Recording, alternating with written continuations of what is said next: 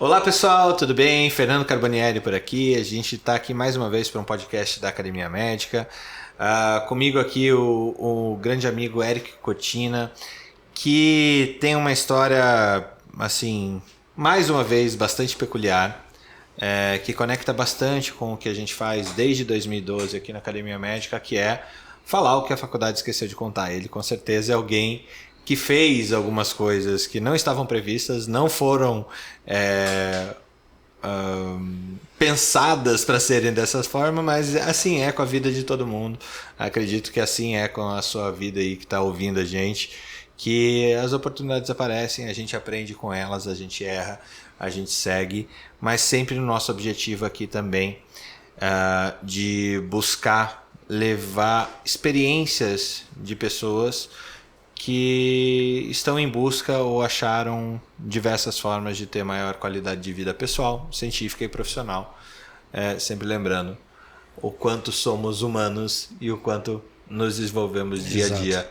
Eric, bem-vindo ao nosso podcast. Obrigado pelo convite, obrigado pela oportunidade de estar aqui conversando contigo também. E Eric, quem é o Eric ser humano? O que você gosta, o que você faz, o que te faz feliz, assim? Primeiro, obrigado pelo convite, obrigado por estar aqui, essa disponibilidade que você me deu. Acho que a gente se apresentar e mostrar um pouquinho da carreira médica é maravilhoso. Bom, eu vou falar um pouquinho de tudo. Eu sou Eric Cortina, tenho 45 anos, sou um médico formado desde 2007. Eu entrei em 2007, olha só. Caramba, então tô mais velho que você, pelo amor de Deus. Formado em 2007, depois parti para residência Parti para residência não, que tive que fazer um ano obrigatório do Exército, lá no Rio de Janeiro, fiz faculdade no Rio de Janeiro, mas sou daqui de São Paulo. Depois fiz a residência de nefrologia. Eu tentei algumas coisas antes de nefrologia, como patologia, anatomia patológica, porque meu tio é patologista aqui em Santos, aqui o litoral. Então tentei fazer, entrei no IANS, porque é uma prova baita difícil na época, passei. Fiquei 3 meses e larguei porque eu odiei a patologia. Você não vê paciente nenhum. Desculpa os patologistas, mas... Claro que você vê pedaços de paciente. Pedaços de paciente, né? Totalmente esquartejados. Então, falei, não é isso para mim, não é o que eu quero. Eu queria cuidar de paciente e emergência, que é o que sempre meu olho brilha quando eu falava em emergência. Mas na época ainda não tinha essa residência de emergência. Então, parti para nefrologia, que meu irmão já estava fazendo. Vamos falar que ele me ajudou a entrar nessa nefrologia, ou me puxou para nefrologia, eu gostei muito. Fiz a residência de nefrologia. Mas era clínica médica antes de nefrologia ou era nefrologia direto já? Você tem que fazer clínica médica e nefrologia. Tá. Só que onde eu estava fazendo eram 3 anos de nefrologia. E como eu fiz 1 ano de exército, teve um bem bolado que eu consegui entrar direto para fazer nefrologia. Olha só. Aí eu fiz 3 anos de nefrologia ao invés de só 2 anos de nefrologia para corroborar os 4 anos. Depois disso, desde que eu acabei a residência, eu comecei a ter cargo de preceptor na nefrologia, fiquei só 6 meses, não era muito a minha praia. Eu gosto muito de ensinar a passar conhecimento, ensinar a passar o catéter, essas coisas todas, mas não é o que me brilhou os olhos. Aí eu voltei aqui para São Paulo.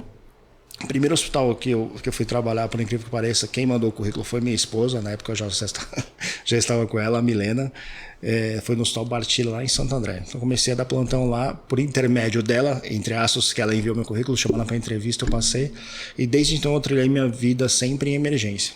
Mas desde que eu comecei, eu sempre tive cargo de liderança ou de coordenação, alguma coisa. Então, tipo, o Eric era o cara, procura o Eric que o Eric resolve. Procura o Eric vai dar conta desse paciente ou alguma coisa. Isso tanto pela parte administrativa, enfermagem e os próprios colegas médicos.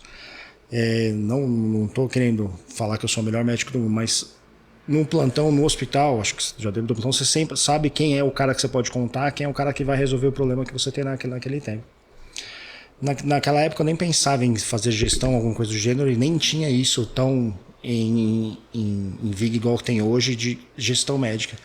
Então comecei a trilhar esse caminho. Eu sempre fui emergência UTI, sempre em cargo de coordenação, supervisão, essas coisas todas. Até que em 2015 a Redditor comprou o hospital. Entrou na rede Redditor e a gente teve que passar de uma administração familiar, que era um hospital familiar, que passou para um hospital totalmente corporativo e empresarial.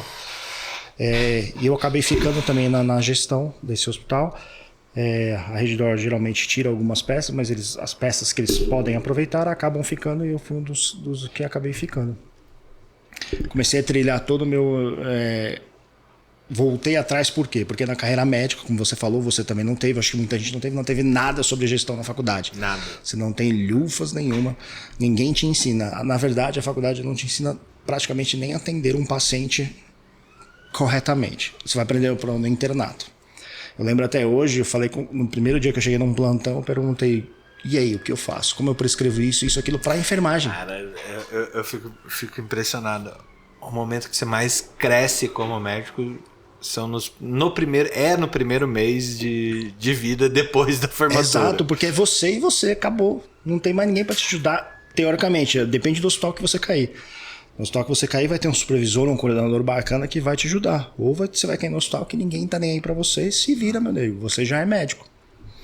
Mas eu cheguei lembro até hoje que eu lembro de chegar na enfermagem, enfermeiro Luiz. Cheguei na enfermagem, cara, eu não sei nada, não sei prescrever, não sei via de administração, não sei nada. Fica tranquilo, Eric. Foi a melhor coisa que eu fiz. Essa humildade de ter chego na enfermagem e pedido uma ajuda, eles me ajudaram demais, e aí é só crescimento. Eric, isso aqui tá errado, precisa diluir nisso. A gente não aprende isso.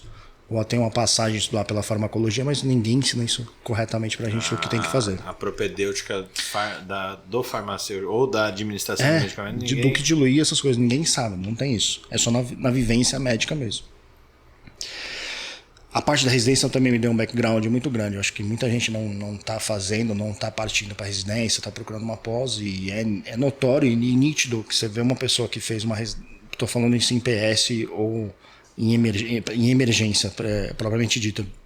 Uma pessoa que está fazendo residência ou terminou residência, uma pessoa que não fez, você vê o grau de comprometimento, o grau clínico que esse colega tem em atender. Então a gente consegue destacar com muito diferença.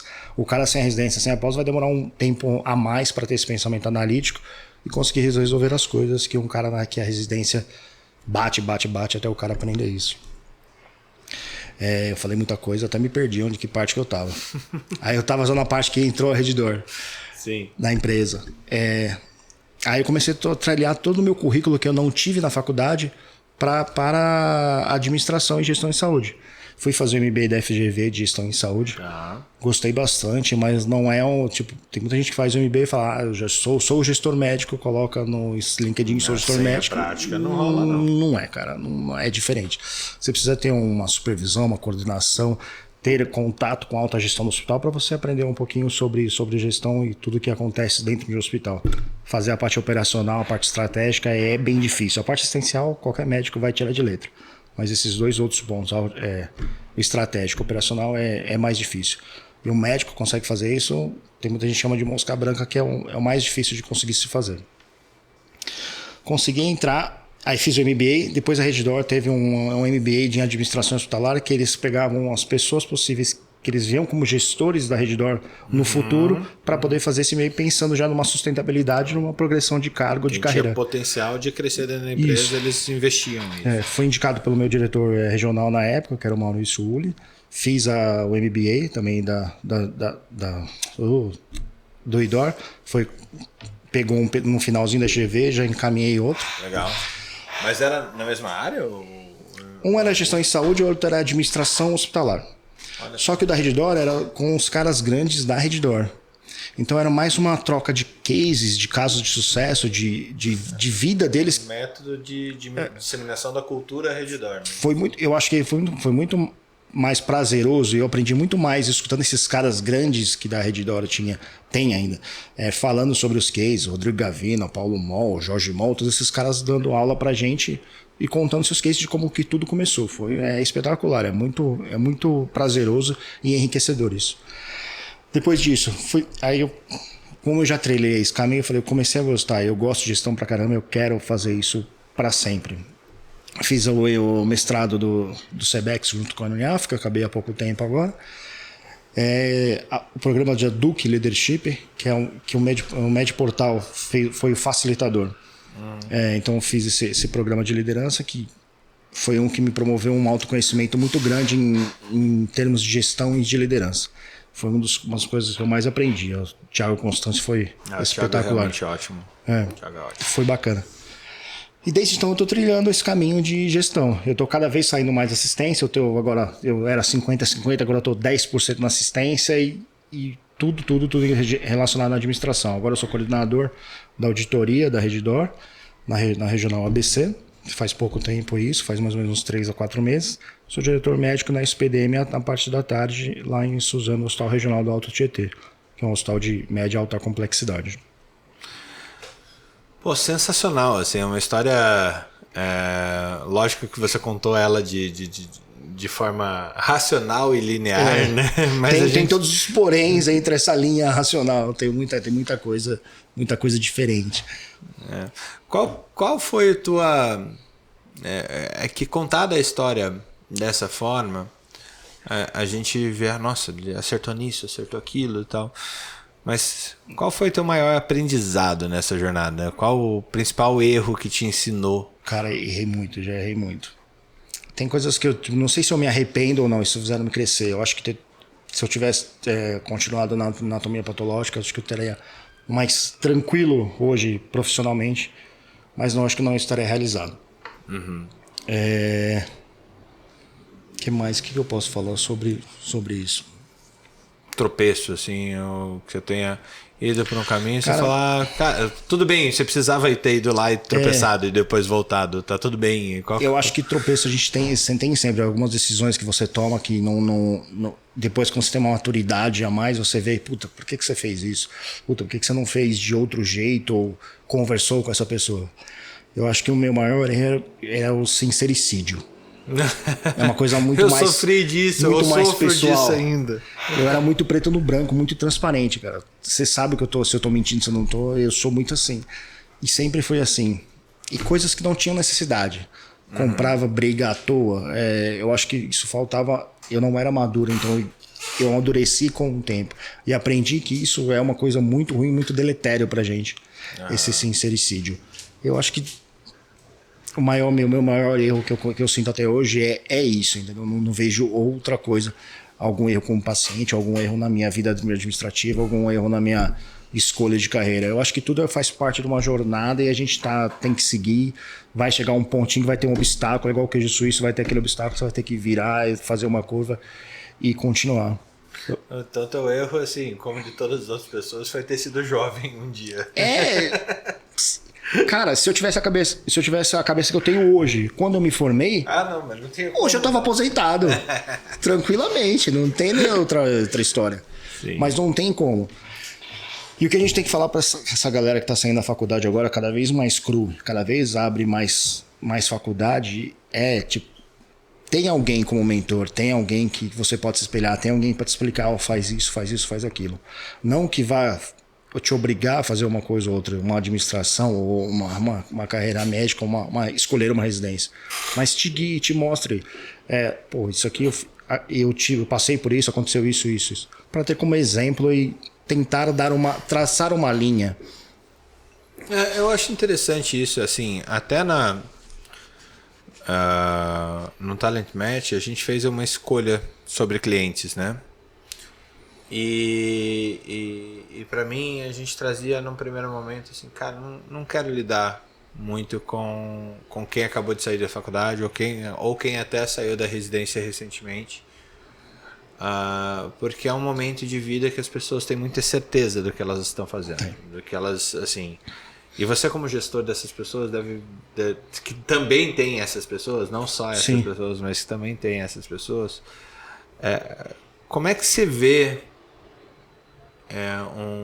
um jovem médico, como é que você falou que é muito diferente a pessoa que fez residência e não fez residência, mas como é que você vê essa transformação, sucessivos cair da cadeiras que esse jovem médico vai tendo até ele a gente considerar essa pessoa realmente um pouco mais madura, um pouco mais desenvolvida pra gente poder trabalhar assim? Cara, eu acho que é tempo, não tem o que falar. Você falar assim, vou pegar um cara que saiu da faculdade.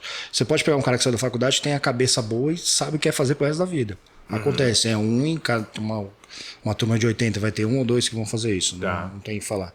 Na residência também, mas a própria pessoa não percebe o potencial que ela tem, sabe? Eu tive vários exemplos lá a gente era um hospital de entrada que tinha muito médico recém-formado. Por que a gente pegava médico recém-formado? Porque a gente tinha uma equipe grande, um background grande para esse cara ter uma segurança para dar plantão. Mas isso era pensado, essa equipe grande, esse era pensado para eu receber esse cara. Jovem. É isso mesmo, era pensado para isso eu receber Legal. o cara. Muita gente passou na nossa mão, muita. Eu falo nossa porque não era só eu, então tinha muito mais, eu não tinha como ficar 24 horas no hospital, então tinha muito mais gente que ajudava com isso. Não era um hospital que pagava o melhor plantão, mas as pessoas procuravam por saber que tem esse background e saber que tem alguém responsável que vai cuidar, vai pegar na mão e fazer isso. Por que eu tô falando? Isso teve um exemplo eu sempre trocava supervisor atrás de supervisor, porque a galera vai passando na residência e vai saindo. É normal, o ciclo do PS é esse. O PS teria que ter o médico mais bem informado, o melhor médico, mas paga mal e é um plantão horrível. Tinha um professor meu que sempre falava assim, cara, 90% dos médicos gostariam de trabalhar com emergência. Mas não dá, porque isso morre. Não, você não você vive. Morre, você abrevia a sua vida. Você vai morrer aos 50 anos de idade. Porque é um lugar. E eu acho que na emergência, um supervisor ou um chefe, você tem um cara que você consegue pensar que, pô, esse cara serve para ser gestor. Você pensa, é um lugar que não tem um controle geral. Porque a partir do momento que uma porta aberta pode chegar qualquer coisa e você tem que estar pronto para isso. Um cara que consegue cuidar de uma sala de emergência e conseguir manter aquilo dentro da loucura que é uma parada cardíaca dentro de uma sala de emergência e conseguir manter o mínimo do controle, esse cara tem um potencial de ser um líder, um potencial de ser um gestor. Teve uma vez que eu até lembro até hoje ela tá quase, ela já é coordenadora de pronto-socorro, a doutora Natália. Natália, eu quero que você seja minha supervisora. A primeira coisa que eu lembro até hoje, ela falou assim, Eric, você é maluco? Eu não sirvo para isso. Não tem como eu ser. Eu falei, você tem características, você é uma referência, todo mundo vai atrás de você, você dá para fazer isso. Hoje ela já é coordenadora, está coordenando o pronto-socorro dela. Então você consegue pensar muitas pessoas, só que é o que eu falo sempre, você não tem que direcionar e falar assim, você vai fazer isso. Não, você dá as opções para a pessoa, vai acontecer isso com você, vai acontecer aquilo outro, ou mostrar só o cenário do que pode acontecer, não fazer ela trilhar esse caminho, deixa que ela vai cuidar. Mas eu acho que é isso, cara, é muita gente nova, tem gente boa no mercado, tem gente boa que quer fazer as coisas acontecerem, e eu acho que dá para pensar muita gente boa. Você quer pegar gestor bom? Pega o cara que está lá no PS, que está cuidando do PS, está gerindo o PS. Pega o cara que está na UTI cuidando, que é um inferno. Não sei se pode falar inferno, desculpa. Pode. Que é um inferno. Esses caras são os caras que vão saber ter uma liderança, não falo em chefe, mas ser um líder, motivar as pessoas e crescer nessa vida administrativa. Eu acho que todos os caras que eu conheço, médicos, tá? Porque tem um administrador, puramente administrador, que não vai passar por isso. Eu acho que são os melhores que a gente consegue destrinchar e desenvolver melhor para isso. Existe aquela premissa assim, para você administrar um time de médicos, faz muito mais sentido você ser médico para fazer isso. E o médico é chato. Você sabe disso. Nós somos médicos. Nossa, muito chato. O médico é chato. Os coleguinhas são chatos. E o médico é difícil escutar outras pessoas que não sejam médicos. É muito difícil. Não é? É muito difícil. Quando você fala assim, não, seu chefe é um cara médico, aí você vai escutar. Não, e assim, eu trabalho bastante com consultoria, né? E a entrega da consultoria só é feita porque você tem administradores ou time capacitado para fazer uma entrega robusta, no meu caso, né? E que muitas vezes sem a minha presença a entrega às vezes até poderia ser a mesma, pelo menos o que está escrito na entrega. Entendi. Mas no processo de entrevistar as pessoas, no processo de entender, no processo de empatizar, no processo da pessoa saber que ela está conversando com uma pessoa que pode entender as dores que ela tem, se você não é médico, dificilmente você vai ter essa conexão com outro médico. Né? Então, tem coisa que o médico só fala para médico. É isso mesmo.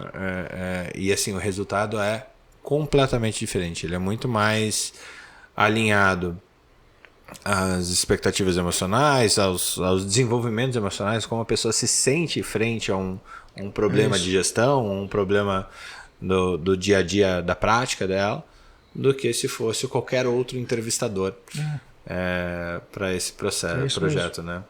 E é o que você falou, se você o Talent Match, que é um baita projeto que você está fazendo, não tem como pegar esse cara mais novo que acabou de sair da faculdade. Precisa ter tomado bastante tombo, né? Precisa ter uma maturidade maior.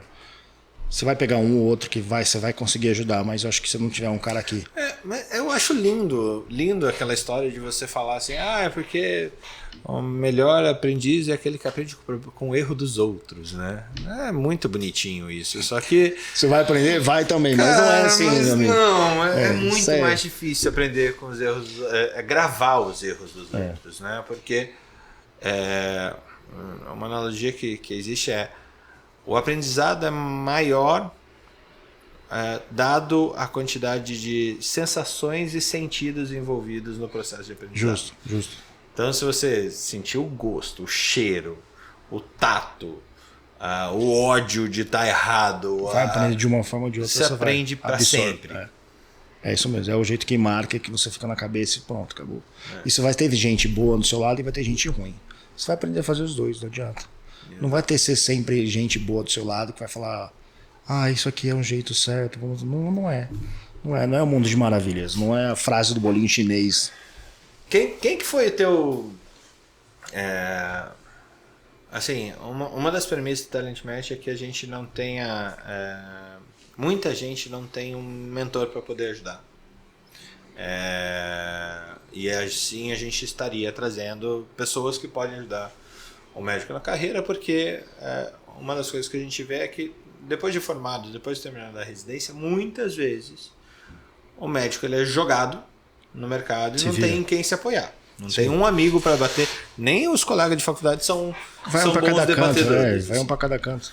Vai um para cada canto, cada um vive a sua vida, corrida de ratos, quem atender mais e operar mais vai ganhar no fim do dia. Infelizmente é assim. Quem que é qual que é a pessoa, se você quiser falar um nome ou não, mas que te ajudou a fazer boas decisões aí nesse processo para que você talvez errasse menos ou que não ficasse tão ansioso, porque é um período de muita ansiedade. Eu acho que assim, não tem um mentor que pega desde o início e vai, são mentores por fases. Sim, na residência é um, depois você sai é outro, quando você entra no hospital é alguém.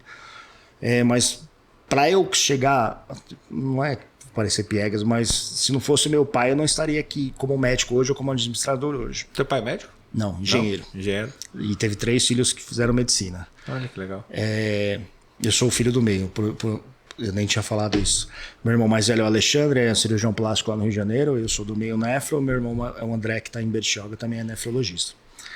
No meio da faculdade, quase no final da faculdade, eu falei ao meu pai que eu queria sair da faculdade, eu não queria mais ser médico. Cara, ele virou para mim, ou você acaba essa faculdade, ou você não vai ter faculdade nenhuma. Essa faculdade você vai fazer até o final, depois que você acabar a faculdade, você faz o que você quiser da sua vida. Acho que se não tivesse esse ponto, eu não estaria aqui hoje. Depois disso, não sei se virou uma chave alguma coisa, comecei a adorar a medicina e trilhei esse caminho. Na residência eu tive outros mentores, Dr. Gazi, Rubens Escobar Lodge, Dr. Mohamed, várias outras pessoas que me ajudaram a começar, só que é muito a parte acadêmica, não é a parte administrativa que a gente tem hoje. Quando eu saí, eu saí já para um hospital, mas um hospital familiar que não tem isso de mentor. Você vai, trabalha e pronto, faz o seu, senão se não tiver você, eu boto outra pessoa que faça. Quando entrou a Redditor, aí você começa a ver que tem gente que está preocupado com o seu crescimento e preocupado em uma sustentabilidade de gestão de administração, de ter pessoas pensando, se eu tirar o Eric, tem que ter alguém no cargo dele. Se eu tirar tal diretor, tem alguém para entrar no lugar. Sucessão, né? Sucessão, A sucessão, isso que muito lugar não está nem aí e nem pensa nisso. Eu acho que antigamente não se pensava nisso, eu acho que agora precisa disso. A gente tem um gap entre os diretores mais antigos e os diretores mais novos, que eu acho que é os que estão mais preparados para o mercado de hoje em dia, sobre inovação, essas coisas todas, que o pessoal da antiga não tem uma dificuldade com isso. Eu não vou te falar nome depois dessa Redditor, porque é muita gente. É muito nome. E como eu trabalho ainda, se eu esquecer o nome de alguém, depois vão puxar minha orelha. Então, mas eu tive muita gente, mentores que me ensinaram a fazer coisas direito e mentores que me ensinaram como não fazer. Tipo, esse cara que tá fazendo isso aí é uma coisa errada, não é coisa que deve fazer. Então, tem, né? Tem bastante. Você tem um exemplo ruim, você tem um exemplo bom. Entendeu? Como tem. E acho impressionante que a gente não tem arma, às vezes não tem arma nenhuma contra esses desvios éticos, desvios profissionais e às vezes a gente vê situações que beiram a questão criminosa, né? Muitas vezes. Isso existe, não dá para não falar. Eu sou da opinião que as pessoas que passam pano para isso, elas estão contribuindo para que esse tipo de coisa continue existindo. Mas, principalmente quando você está no começo de carreira, você não tem para onde ir com uma situação. E às vezes o cara que está no começo de carreira vê esse cara fazendo isso e como pensa que ele é o mentor dele, acha que isso está correto. E segue nessa linha. Infelizmente, acontece e é com frequência. É verdade. Assim,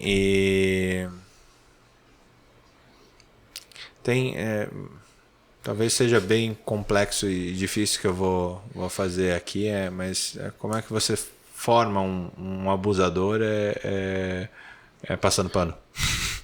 As pessoas deixam que isso aconteça, não é? Há uma liberdade para tal. Isso. Há um caminho em que o erro, o desvio de conduta acaba sendo permitido porque a liderança fazia isso dessa forma. Conivente. E você acaba sendo conivente. Em todas as esferas isso acontece. Sim, não é entre médicos, só entre médicos. Dentro do hospital, acho que na parte administrativa, na parte assistencial, isso acontece em todos os lugares que eu você já ouviu histórias, eu já ouvi histórias.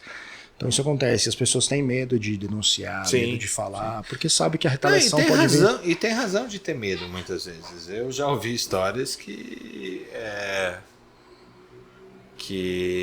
infelizmente as pessoas foram perseguidas, é fácil você tirar o valor da palavra de alguém. Sim. Né? Infelizmente. Mas essa também eu acho que é um dos caminhos que a gente tem que lutar, essa diferença de gerações. Talvez a gente tenha uma geração nesse momento que ela talvez possa ser menos conivente entre médicos, mas é uma luta diária. A gente buscar as brigas que realmente merecem, as batalhas que realmente merecem ser travadas. Né? A gente, até trazendo outro projeto, a gente fez um projeto que a gente buscava impedir que a violência sexual acontecesse no metro quadrado de saúde. Era criar projetos sobre isso. É um problema existente, que as pessoas são resistentes em falar sobre. Em falar sobre, né? E talvez o maior impacto que a gente trouxe foi realmente abrir um caminho de falar sobre. Tipo, não penalizar a pessoa que está falando. Não. E assim, o mundo ele é cheio de erros, né? Cheio de erros não. Ele é cheio de verdades transitórias, ainda mais da medicina. Então tem coisas que no passado eram permitidas, não eram perversas, não eram problemáticas. E até o jeito de tratar as pessoas, os colegas dentro do hospital, essas coisas. Paulada atrás de paulada. E você achava isso normal, é para eu crescer, para eu melhorar. Agora se fizer isso, acabou. Não tem mais isso, é assédio, acabou. Tem muito residente aí, muita parando por causa disso, do jeito que os antigos ainda tratavam. Que bom, né? Que bom. Esses dias eu estava numa mentoria, Eric, por incrível que pareça, assim, foi uma pessoa que estava saindo da faculdade. Não é alguém que era nosso cliente na Talent Mesh, não era essa linha, mas ela queria saber para onde ela ia. Ela estava em dúvida se queria fazer pediatria ou ginecologia. Assim, é difícil escolher. É difícil escolher. E o que eu falei para ela, assim, na verdade, essa escolha não é exatamente essa a pergunta que você tem que fazer. Se você vai fazer gineco ou se você vai fazer pediatria. A pergunta é qual é o lugar, qual é o espaço, qual é a instituição que você vai ter as pessoas que vão te ajudar a crescer enquanto você vai passar 3 anos lá. É isso mesmo. Não importa se é gineco ou pediatria. Exato. Mas Eu acho que as pessoas escolhem a residência ou a especialidade mediante aos seus mentores, entre aspas. A pessoa que te guia direitinho vai te colocar, você vai fazer pediatria, se for ginecologia, ou seja lá o que for. Muita gente começa com uma especialidade na faculdade, durante essa faculdade vai trocando e você vê muita gente trocando especialidade no internato. Porque você começa a rodar entre as cadeiras, né? Você passa junto com aqueles os mestres todos, você vai começar a trocar ali. Aí você acaba os 6 anos, você fala, porra, agora eu tenho que escolher preto no branco se eu vou fazer isso ou não. É muito legal. Então você escolhe, vamos supor, você escolhe uma neurocirurgia, você fica 3, 4, 5 anos estudando, você não quer mais depois de 5 anos. Acontece. Pode, pô. E acontece. E acontece bastante. O que eu devia falar pra esse cara, pensa no futuro. Conversa com um pediatra que já é um pouco mais gabaritado. O que esse cara tá fazendo agora? Você se vê daqui 10, 15 anos, 20 anos fazendo isso? Você quer continuar fazendo isso? Eu acho que é a maior pergunta que o cara que está sendo na faculdade ou que vai escolher uma residência deveria pensar. Interessante. E a gente, assim, obviamente a gente se concentra mais nas pessoas e nas histórias de alguém que já está na carreira há um bom tempo. Né? E eu acho que talvez a coisa mais interessante é que uma carreira ela é feita de diversas carreiras, né? E eu acho que essa acaba sendo uma mudança de mentalidade que só o tempo dá.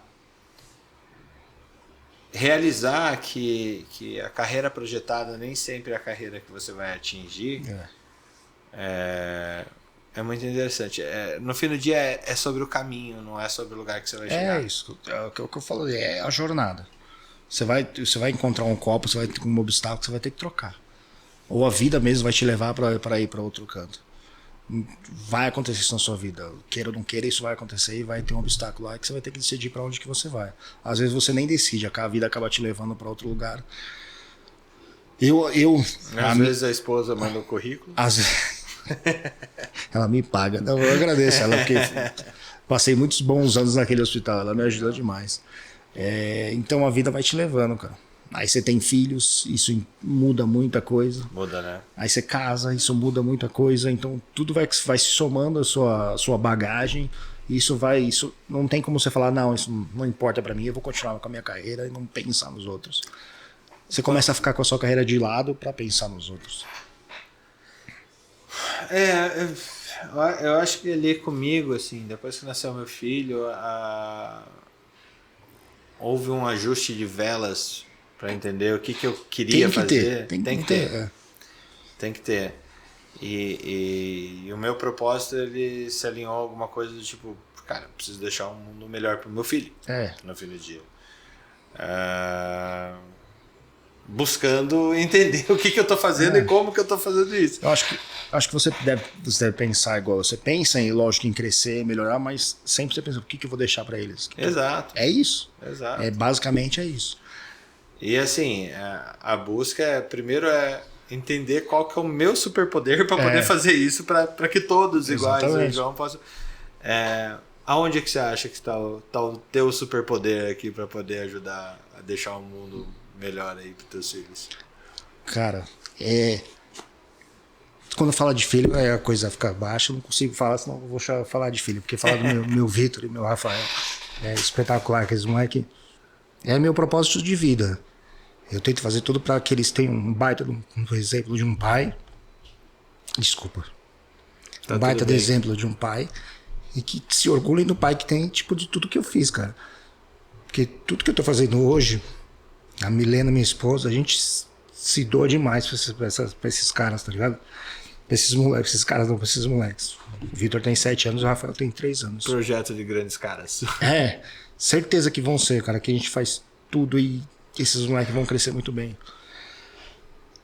Eu vou continuar brigando, vou continuar batalhando, vou continuar fazendo tudo que eu tenho que fazer, porque eu quero ter uma responsabilidade, uma representatividade na vida deles e pra mim também, pessoal também. Eu acho que corre lado a lado. Mas se você falar que você prefere que eles fiquem bem ou você, eles, com certeza. Você sempre deixa a sua vida em segundo plano pra deixar esses moleques bem. Não tem o que falar, então... Eu sou totalmente diferente depois que eles vieram, que eles nasceram. Eu sou um Eric totalmente diferente. Um Eric que melhorou como pessoa, melhorou como profissional. Muita gente me chamava de ogro, mas eles chamavam de Shrek, que era um ogro bonzinho. Eu melhorei como pessoa, isso me fez amadurecer demais, entendeu? E é isso que eu quero trilhar para eles. Eu quero que eles tenham uma referência de pai, uma referência de profissional que possam se espelhar nisso. Eu não sei se ele quer que eles sejam médicos, eu acho que eles vão escolher. Espero que eles façam outra coisa, que dê mais retorno para eles, alguma coisa do gênero. Mas é isso, cara. É minha vida, minhas baterias. Eu chego em casa, eu não quero fazer nada, eu quero ficar em casa com a minha família. O mais rápido eu tento sair de onde eu tô para chegar em casa para ficar com a minha família. Que legal. Cara, muda muito. Muda muito. Com certeza, assim, eu também sou uma pessoa bem melhor. Tem que falar. E que me cobro muito mais. Desde que meu filho nasceu, assim, é uma... que assim, independe, realmente independe da profissão. Para mim não importa a profissão que meu filho vai ter, eu acho que para você acaba sendo até a mesma coisa, mas o que ele vai fazer com isso? Quem que ele vai ser? Como que ele... acho que tem uma frase que minha esposa fala, que uma das grandes virtudes que alguém pode ter é a pessoa efetivamente se importar. Sim. Se importar com o que está errado, com aquilo que merece correção, com aquilo que merece dedicação, porque de fato não é mais sobre nós, é sobre... A gente tem uma posição super... Como médicos, começa aí sim a profissão, mas como médicos a gente tem uma posição super privilegiada para mexer em alguns ponteiros que muita gente não tem. Como gestores, sim, mais ainda. Sim. Porque aí a gente está falando de quantidade de população, quantidade de gente, um indivíduo em si só é um mundo, 10 milhões de pessoas também... são 10 milhões de mundos ali que a gente pode ajudar a tocar e a melhorar a qualidade de vida dessas pessoas, né? E não lembrar disso não impactar no futuro das pessoas que a gente mais ama, né? Mas o que você falou é empatia. Tem que ter empatia pelas pessoas que a gente ama, empatia pelo paciente, empatia pelo colega de trabalho, empatia, eu acho que não é uma palavra besta, mas em todas as definições de liderança de hoje em dia... Ela está sendo bestificada todo dia, né? Mas é isso, cara. Liderança 4.0, tem empatia. Liderança servidora, tem empatia. Todos os tipos de liderança, tudo converge para isso, que você tenha empatia. Você falou em mentor. Tem uma pessoa na Redditor que é espetacular, doutor Elideia. Que ela passa... o paciente no centro do cuidado, empatia, tudo, ela briga por isso, por segurança, por qualidade o tempo inteiro. Então, eu acho que não é uma palavra boba e estão usando inadequadamente. Eu acho que tem que cada vez pensar mais nisso e se colocar no lugar do paciente. Não sei se já foi atendido alguma vez em algum hospital ou se já esteve no papel de paciente. É diferente, é ruim. Às vezes você é maltratado, às vezes uma pessoa é grosseira com você. Então eu acho que essa palavra empatia, se preocupar com o próximo, é totalmente pertinente. Totalmente pertinente, mas assim, ontem a gente estava a gente está num mundo que está transformando super rápido, né? Onde a gente não consegue nem ter ideia das coisas que estão acontecendo enquanto elas estão acontecendo. Sim. E é muito difícil ser empático com aquilo que você ignora, né? Se você não conhece, não existe como você estabelecer um vínculo, um elo de empatia.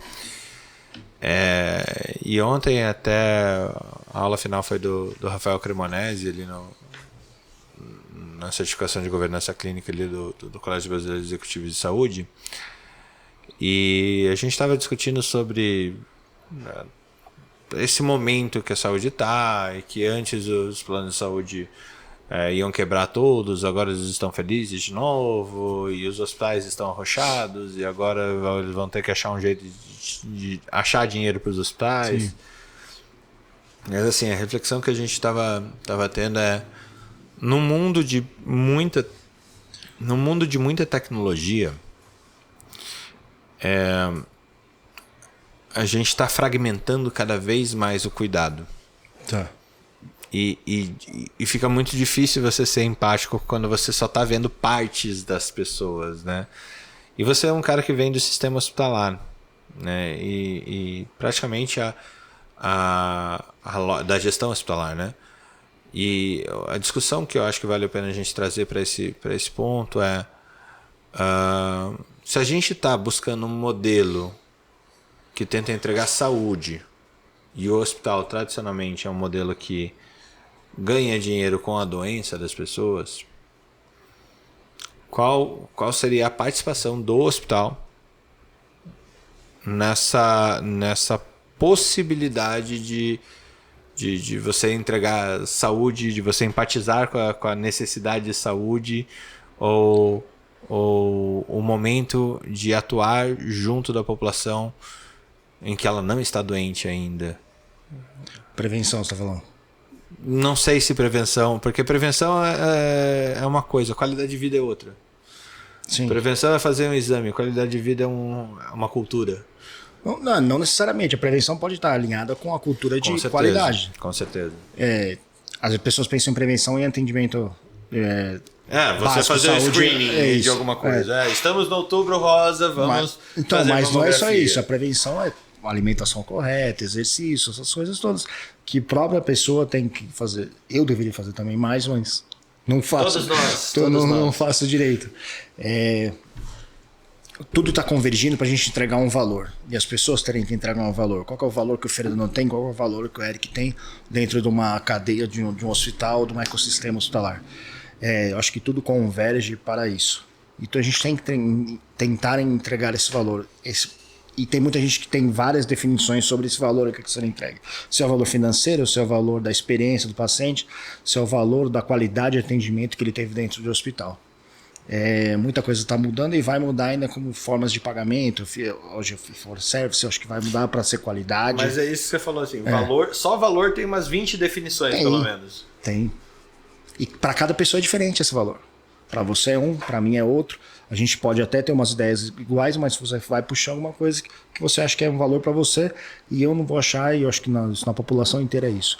Para um paciente pode ser um valor, alguma coisa diferente, um bombom que você entrega, um medicamento que você entrega, para um gestor hospitalar, tá nem aí para isso. Mas é o que eu acho que a jornada dentro do hospital, a experiência dentro do hospital é o que vai contar, e a qualidade e o resultado do tratamento que esse paciente é. Se o hospital que você está, que você é gestor, você leva um tempo de 7 dias, 10 dias, 14 dias para tratar uma pneumonia, e esse paciente vai ter um gasto muito maior do que do meu, que eu levo 5, 7 dias, eu faço 3, 4 dias de antibiótico venoso, vou para casa com antibiótico VO e eu tenho o mesmo resultado desse paciente. Eu acho que as questões de cirurgia... As cirurgias também eu acho que vão começar a passar por isso. O resultado que a gente tem, evento adverso, essas coisas todas que a gente pega em auditoria uma tonelada disso. E você acha que os hospitais estão participando dessa discussão, dessa transição no cuidado, do modelo de cuidado, com ou certeza, da experiência do paciente na deshospitalização? Com certeza. Ou antes mesmo desse paciente ser um paciente do hospital? Como é que... Eu te falo isso com certeza porque eu tô numa rede privada e estou numa OS, que é o Sistema Único de Saúde. E os dois estão convergindo para isso. A gente tem, lógico que você tem uma quantidade de dinheiro absurda de um lugar e no outro tem uma quantidade limitada. E tudo tende a... Os dois são limitados, mas um é limitado lá em cima e o outro é limitado aqui embaixo. A barra é diferente. Eu consigo fazer muito mais coisas no privado do que num SUS, mas eu tenho uma qualidade, e a qualidade que eu tenho hoje, principalmente na OS, na SPDM, é muito grande, é muito diferente. Eu ficaria internado no hospital que é gerido pela SPDM. Indicaria para colegas ficarem também. Tem uma qualidade diferente. É lógico que a gente não consegue comparar por quantidade de dinheiro, por parque tecnológico, essas coisas todas. Mas se for no Encore da vida, num Einstein, agora tem as unidades que eles prestam serviços filantrópicos, o Sírio-Libanês presta serviço filantrópico, a OS ou a SPDM é totalmente diferente. Eu acho que estão pensando nisso. Tem muito a se encaminhar ainda para isso, de como vai ser pago, o valor, a experiência. Mas está em voga. Acho que toda roda, todo congresso, todo webinar, seja o que for, fala sobre isso. Eu acho que precisa de ideias mais incisivas e colocar na prática. Vai ser isso, isso, isso que a gente vai fazer. Às vezes você vê muita gente falando e pouco fazendo. Mas é interessante você falar isso. Eu acho que a gente vem... Desde que o modelo, modelo de financiamento da saúde do país abriu para capital externo, você participou de... Você está numa empresa que é investida e tudo mais, mas independente disso, a gente vê uma situação onde a gente teve uma expansão aberta à inovação, aberta a olhar a experiência e trazer os indicadores e criar e co-criar e investir em tecnologia, investir em novas linhas, investir em experiência, e que bebeu bastante de uma taxa de juros mais baixa, né, onde tinha um dinheiro disponível, tinha uma oportunidade de investimento em ideias novas, startups, experiência e tudo mais. E quando foi maio de 22, março de 22, a taxa de juros começou a aumentar, o dinheiro secar, um monte de startup flopou em termos de investimento em saúde. E do meu lado aqui, olhando o mercado, eu vi o investimento em inovação secar. Você acha que secou? Secar interno, inovação interna, por exemplo. A gente viu o nascimento de grandes ecossistemas com marca na saúde. A empresa X vai ter uma marca aqui, que tem várias empresas aqui. Aqui faz parte da vocação desse ecossistema criar novas empresas e experiências. E de repente... eficiência operacional veio a ser o mantra. Deram prioridade para outros. Então, tipo, vamos secar o investimento em inovação, vamos secar o investimento em experiência, vamos focar em fazer aquilo que a gente já faz muito bem e vamos diminuir nossa alavancagem e melhorar o nosso ganho. Eu sou da mesma opinião. Tá acontecendo isso, né? Isso aconteceu. Porque e agora a minha impressão é que parece que vai voltar a abrir essa sanfona. Porque quando veio essa palavra inovação, acho que convergiu tudo para lá. Dinheiro, inovação. Era sexy pra caramba, né? É legal, é bacana. Em uma semana já tinha gente vendendo curso de inovação, não sei o que, Instagram. Eu acho que viram que não é bem assim. Vai ter inovação, mas tem uma inovação que é gradual, que vai ser obrigado, que eu acho que já tinha lá atrás, mas agora está sendo cada vez mais rápida essa inovação em todos os termos. Eu até escutei um médico, uma revista, ele botou um presidente de um grande hospital, um médico que não se souber atuar nas diversas maneiras de inteligência ou de métodos novos, ele vai ficar para trás. Isso já é há muito tempo. O médico, se você não se atualiza... O médico que não se atualizou, ele sempre ficou para trás. Exatamente. Agora, é o que a gente falou, isso vai ser mais rápido ainda. Você tem que se adaptar cada vez mais. Eu acho que isso aconteceu, isso foi uma moda, isso flopou ou não flopou, e eu acho que começaram a... espera, não é tudo assim. Vamos colocar, diminuir essa régua aqui embaixo de inovação. Vamos manter, porque tem que manter. Tem coisa boa de inovação, tem coisa que precisa ser feita, mas vamos fazer a parte básica, o que a gente precisa fazer, o que a gente sabe fazer. Eu acho que é isso que está acontecendo agora. Eu acho que assim, não é à toa que as empresas começaram a ver algum tipo de luz no fim do túnel, trazendo para a eficiência operacional do negócio, né? Interessante. E ao mesmo tempo, até ontem estava falando de um dado, que mesmo trazendo, e isso é muito legal, né? Mesmo você enxugando o gasto na inovação aberta ou na inovação fechada mesmo, e atuando na eficiência operacional, os índices de qualidade e segurança aumentaram. Com certeza, não tem nem o que falar. Isso é notório. Eu acho que porque todo mundo está pensando nisso e todo mundo pensa em segurança do paciente, alguma coisa nesse legado. Não sou contra a inovação, pelo amor de Deus. É que a gente vê que isso deu uma diminuída para pensar no outro lado. A gente está descrevendo o momento. Eficiência operacional. Isso é normal. Uma hora sobe uma régua, abaixa outra régua e é o que acontece. Vocês vão falar assim, é contra a inovação. Não é isso, pelo amor de Deus. Mas eu acho que a grande coisa hoje é a inovação fazer parte da estratégia, né? Eu acho que em outros mercados isso já era mercado bancário, Normal, por exemplo. normal. Você ter empresas criando, divisões da empresa criando novas empresas, novas atividades que vão matar a prática diária. O problema é que na saúde a gente não tem como tirar o paciente, o doente do meio e tal, mas talvez a gente, dentro dessa turbulência do mercado, a gente talvez tenha concentrado esforços em aprender o que fazer com tanta oportunidade, né? Sim, não tem que falar. Você falou que muitas startups floparam. Eu acho que sempre foi assim, não foi ou não? Posso estar errado. Não tinha tanta startup, não era tão fácil fazer empresas na saúde, a cultura não deixava.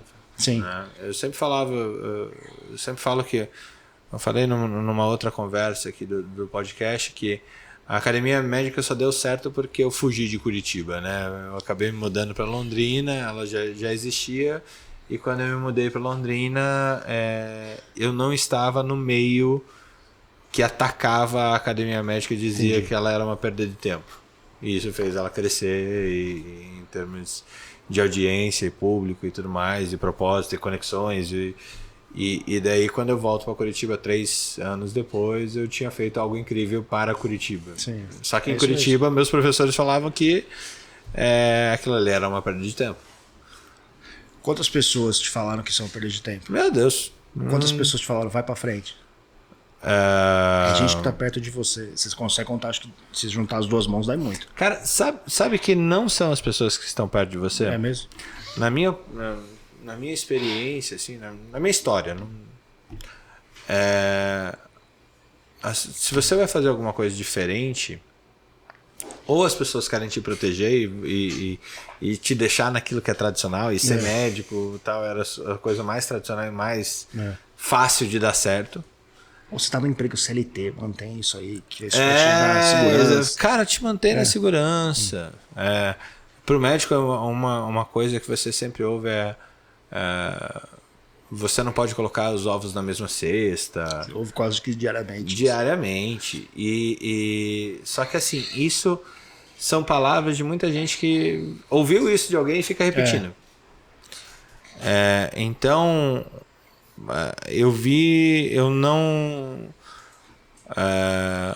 o apoio não aconteceu de quem estava perto, não. Aliás, eu tive muito mais apoio em pessoas que eu conhecia pouco. Entendi. Mas que as ideias conectavam. São poucas pessoas, mas as ideias conectavam. E a internet trouxe isso, essa possibilidade de você conectar com gente de fora do país, de dentro do país, mas que as suas ideias conectam.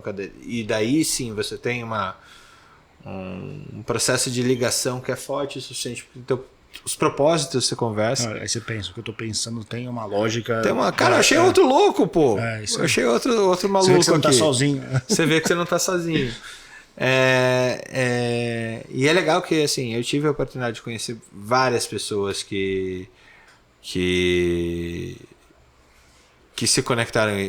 Para o povo da minha turma de faculdade, eu continuo sendo o cara que ninguém sabe o que foi fazer da vida direito. Mas para um monte de gente que se conectou comigo nesse tempo de academia médica, foi uma grata surpresa de você ver que essa história, que essa narrativa, que os problemas que você estava trazendo e que você estava tentando resolver também eram o problema de outras pessoas. Tá? Então, no meu caso, eu não fui muito de... Lógico, eu tive apoiadores próximos. Sim, sempre tem. Família, amigos e tal, e é assim que começa. Mas a conexão lá fora, assim, ela vem de pessoas que se conectam às ideias e não a você. Ou até gente que teve a mesma ideia, mas não teve a coragem de botar em prática. Não é? E hoje eu falo assim, cara, você vê alguém, eu vou começar uma empresa de comunicação médica. Esse negócio é meio complicado, meu amigo. Você tem que incentivar, Jesus. Não, mas não. É assim, o que eu não gosto de trazer é que assim, a minha história é a minha história. Não é um Alice dos Países das Maravilhas. Não existe não existe um padrão, siga esse padrão porque você vai ter sucesso.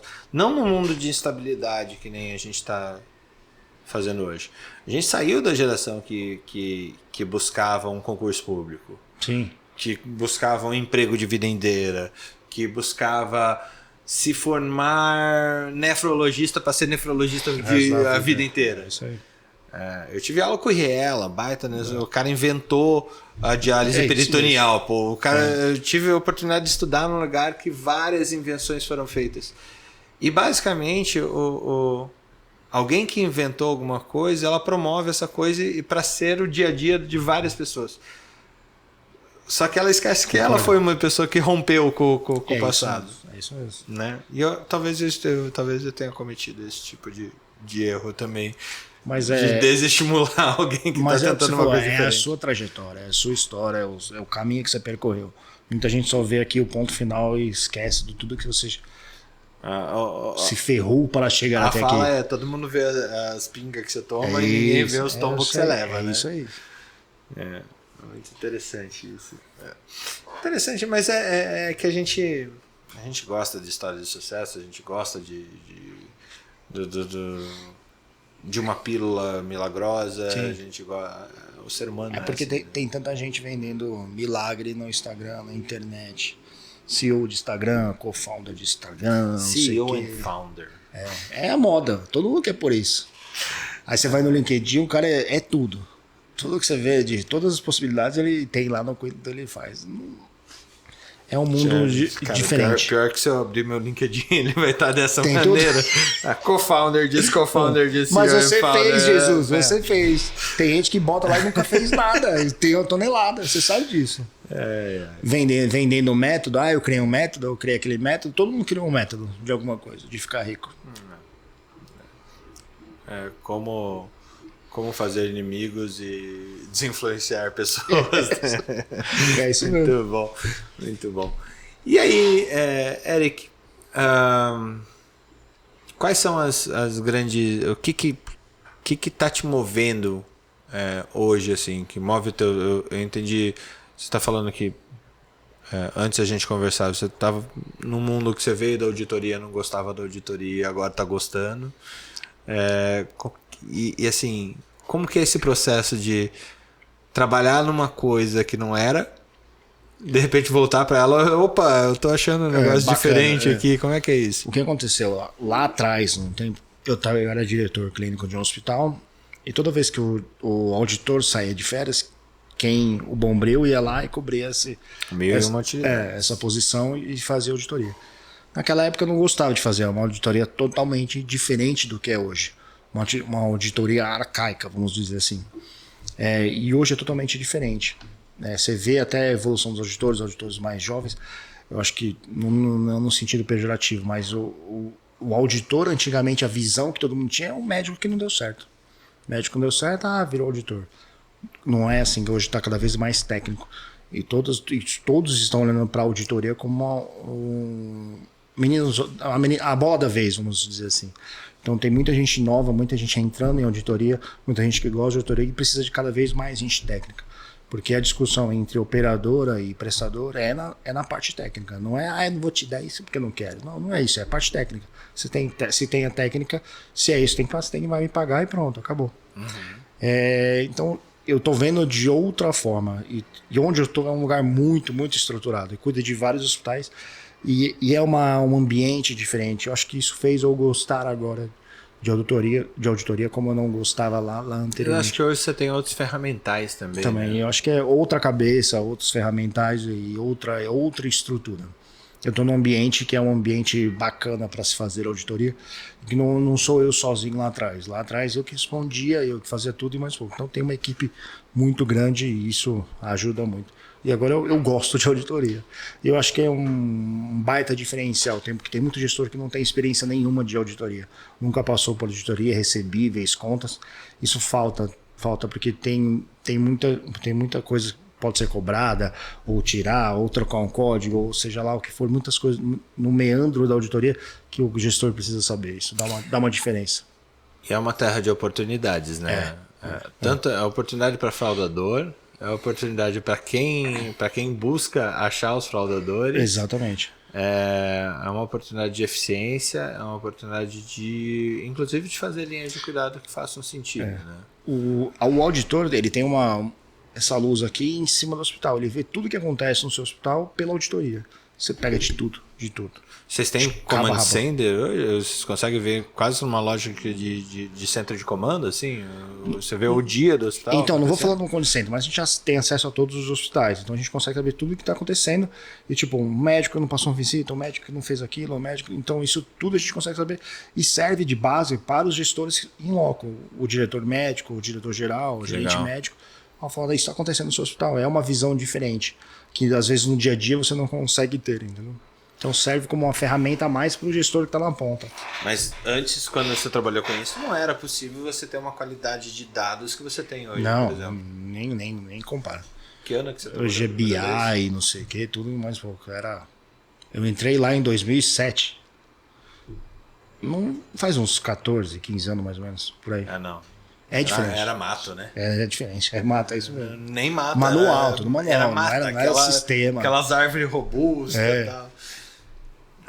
Mas eu fico pensando assim, a gestão de saúde ela dá a oportunidade de você ver que o mato é alto. Pra caramba. O mato é em muito todas alto. as regiões, em todos os setores, o mato é alto.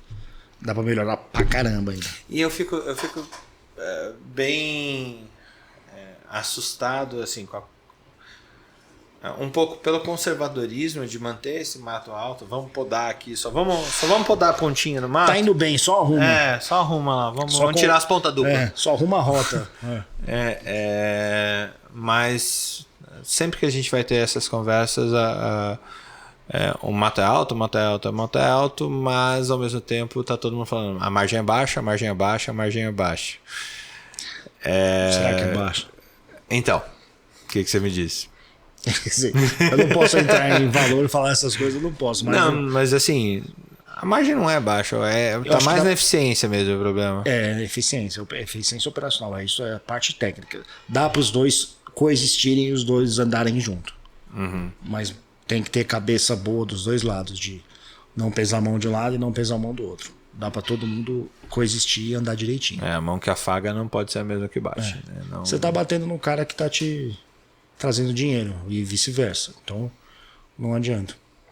E é impressionante como essa sistemática é complexa, né? O médico entender de onde vem o dinheiro dele, como vem, entender sustentabilidade e tudo mais. A gente estava conversando aqui anteriormente até como esse papo de sustentabilidade ele é fundamental, né? Sim. Mas eu acho que a gente está ainda na época de falar de sustentabilidade que nem era para a época de falar de startup em 2016. Assim, um bando de maluco falando de sustentabilidade, esses doidão aí, não sabe nem o que está falando. Quanto mais você envolver o médico nessa situação, é muito mais fácil de você falar sobre isso. Porque se você não tiver esse meio de comunicação entre os médicos, vai ficar assim. Esses loucos falando sobre sustentabilidade, não é? Cada vez que você trazer esse médico mais perto de você, mudar o ambiente e mostrar para ele, isso, aquilo. Porque o médico que está lá na ponta fazendo assistência não tem, muitas vezes, a grande maioria não tem a visão da gestão, da administração, ou não sabe os números. Ele não consegue empatizar. Exato, cara, dane-se, eu sempre vou receber isso e acabou. Começa a mostrar para ele, é o que a gente faz. Mostrar tudo o que está acontecendo quase em tempo real do que ele precisa fazer para ou receber melhor, ou ganhar melhor, essas coisas todas.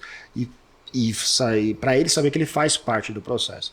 Não é só tá de canto lá, faz o seu e acabou. O que vem antes? O ovo ou a galinha? O dinheiro ou a mudança? É difícil. Acho que não tem como falar quem vem a mudança ou o dinheiro. Acho que com a mudança vem o dinheiro. E com o dinheiro vem a mudança? É. O biscoito crocante. É crocante porque é fresquinho e fresquinho porque é crocante. Sensacional. Cara, Eric, assim, você trouxe alguns contextos de trazer o médico para perto, né? E isso normalmente é um problema para os gestores. Normalmente os gestores eles trazem essas perguntas. Tá, e quem vai falar isso para o médico? Como que a gente vai falar isso para o médico? Então a pergunta que eu tenho é como é que você está trazendo o médico para o teu lado nos problemas de gestão? Isso é uma dúvida que todo mundo tem e todo mundo às vezes pergunta e é muito pertinente, não só a parte da área médica, a parte da administração. O médico é difícil de lidar, não é. É porque ninguém nunca chegou nele. O médico era colocado com aquele ser todo poderoso que ninguém que fala, não é assim, cara. Toda vez que a gente criar um ambiente, esse médico sentir que você está nas costas dele para o que ele precisar. Fazer ele confiar em você. Eu sempre consegui, não sei, bobeira, mas a gestão de pessoas é muito intrínseca. Eu acho que o cara que faz gestão, não sabe fazer gestão de pessoas, não consegue. Não, quem não gere pessoas não está gerindo nada, né? Exatamente. Você não vai conseguir gerir dado nenhum, ficar aquele gestor de dashboard igual o Kenan falava. Isso acontece e tem demais. É fácil trazer um médico. Você só precisa mostrar para ele. Senta aqui do meu lado, isso, isso e isso. Não é difícil. Só que ninguém quer fazer isso. Porque acha que o médico é um bicho de 7 cabeças que o médico vai brigar com você. A partir do momento que você traz ele pro seu lado, começa a mostrar as coisas, tudo do jeito que está acontecendo, ele só quer saber da informação. E às vezes ele tem omitido da informação para ele. Toda vez que eu consegui trazer um médico, toda vez que eu consegui montar um grupo coeso e um time coeso, foi mostrando para eles o que está acontecendo. Não me escondendo informação, não mostrando informação.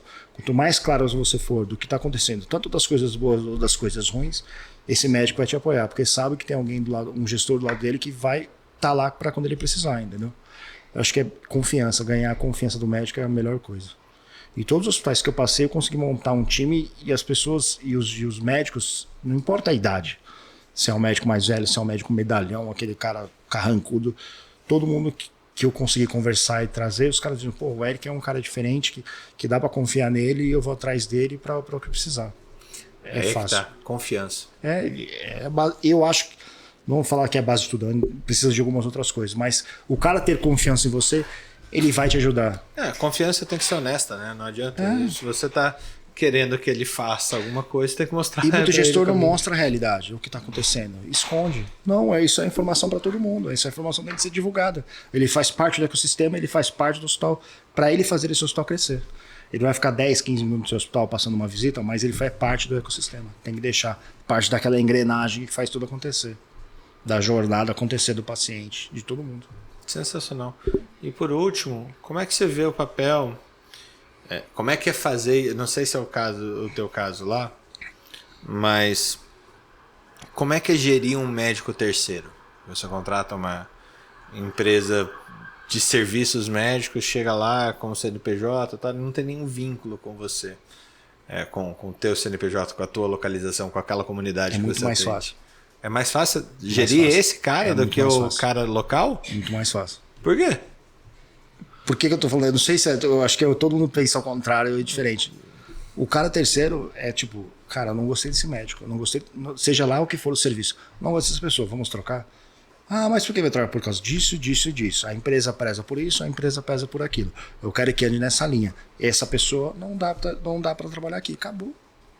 Não tem dessa. E é indicador, é resultado. Todo terceiro tem os seus indicadores a serem entregues. Se não está sendo entregue, PT Seleções. Tchau. Quer aprender? Você até pode dar uma oportunidade. Você quer aprender alguma coisa? Não, a gente traz todo mundo para o nosso lado. A gente tem lá na OS, na Experimento, tem uma baita de uma empresa que preze dar os médicos para a gente. Então é uma baita parceria entre nós e jogamos limpo um com o outro. Então é fácil de conseguir, não é difícil. Eu tenho muito mais médico com especialidade lá do que em outros hospitais que eu trabalhei. Sensacional. Eric, cara, muito obrigado por esse papo aqui, foi sensacional. Acho que esse foi o primeiro de alguns outros que a gente pode ter aqui. A nossa casa é a tua casa. Fica à vontade aqui na Academia Médica para o que for. E assim, conta com a gente, com a nossa comunidade, com o pessoal que está assistindo, ouvindo a gente, para trazer essas ideias disruptivas. Para que a gente possa efetivamente deixar um lugar melhor para aqueles que a gente ama. Não, certeza que vamos deixar. A gente tem cabeça boa, a gente pensa diferente, tem que fazer as outras pessoas pensarem diferente. Fiquei lisonjeado com o seu convite, adorei ter vindo aqui e ter uma oportunidade de falar. Esse microfone aqui é meio amedrontador. Mas acho que depois a gente vai desenvolvendo a conversa, fica mais tranquilo, fica mais sossegado. Adorei a ideia, eu acho que totalmente pertinente. A Academia Médica é uma baita força, o Talent Med também. Você só tem a crescer. Todo mundo seguindo esse cara aqui, que ele é diferenciado, é um cara do bem. Obrigado, meu amigo. Obrigado a você. Valeu. Até mais. Até a próxima, gente. Tchau, tchau.